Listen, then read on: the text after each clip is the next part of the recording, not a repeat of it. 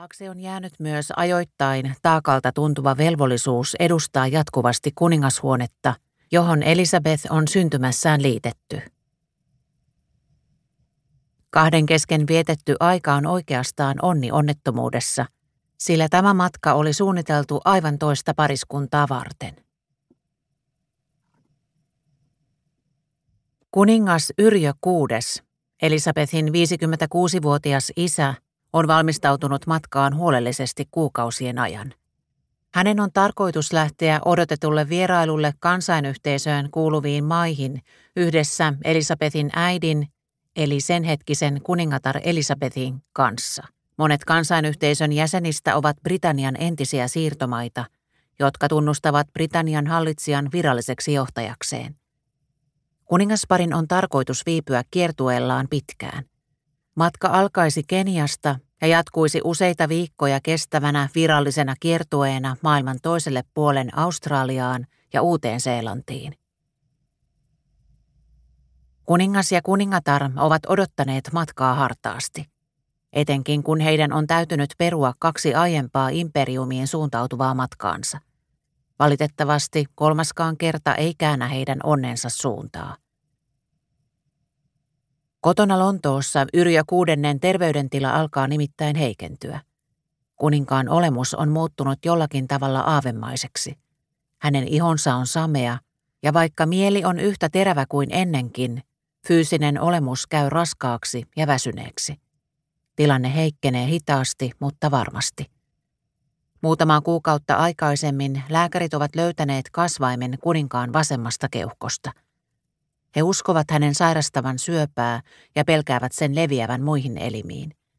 Sen estämiseksi lääkärit ovat poistaneet kokonaan kuninkaan vasemman keuhkon pitkässä ja riskialttiissa leikkauksessa. Kuukausia kestävä leikkauksesta toipuminen on syy kuninkaan aavemaiseen olemukseen. Imperiumia kiertävän matkan lähestyessä lääkärit tarkkailevat monarkkiaan huolestuneena. Kuningas Yrjö suostuu lopulta siirtämään vastuun matkasta prinsessa Elisabethille suodakseen itselleen enemmän aikaa toipumiseen. Tästä syystä kuninkaalliselle lennolle päätyvät 25-vuotias Elisabeth ja tämän 2 vuotta vanhempi puoliso Philip. He jättävät taakseen sodan runteleman Englannin valokuvaajien piirittäessä kuningas Yrjöä ja kuningatar Elisabethia, jotka heiluttavat Keniaan suuntaavan lentokoneen perään. Pimeyden laskeutuessa Kenian savannien ylle nuori pari vetäytyy ylelliseen majaansa. He käyvät maaten retkisängyilleen ja Elisabeth sammuttaa öljylampun valon. Hetken aikaa pimeys on täysin läpitunkematon. Silmät tottuvat hämärään kuitenkin nopeasti, ja nuori Elisabeth nousee istumaan sängylleen. Hän on utelias. Pimeyden keskellä savanni tuntuu erilaiselta. Yöllä metsästävät petoeläimet kahisuttavat heinikkoa, ja heinäsirkkojen siritys täyttää pimeyden usvan laskeutuessa.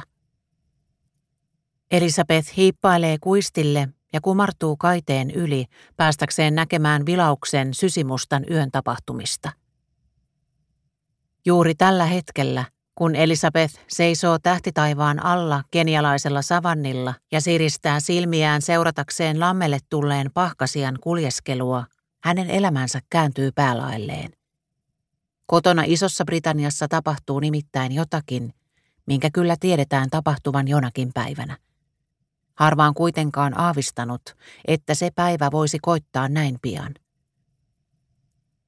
Tästä kaikesta Elisabethilla ei kuitenkaan ole vielä aavistustakaan, sillä hän saa tietää asiasta vasta viimeisten joukossa. Emmekä voi tietää tarkalleen, kuinka kaikki tapahtui. Sen tietää vain prinsessa itse. Kun kenialaisella savannilla koittaa yö, kello lähestyy ilta 11 Kaakkois-Englannissa sijaitsevassa Norfolkin kreivikunnassa. Päivä on helmikuun 5. vuonna 1952, ja Elisabethin isä, kuningas Yrjö VI, on matkustanut kuningasperheelle kuuluvaan Sandringhamin kartanoon, niin kuin hänellä on useasti ollut tapana tehdä 16-vuotisen hallitsijauransa aikana. Kartanoon kuuluu punatiilinen rakennus ristikkoikkunoineen.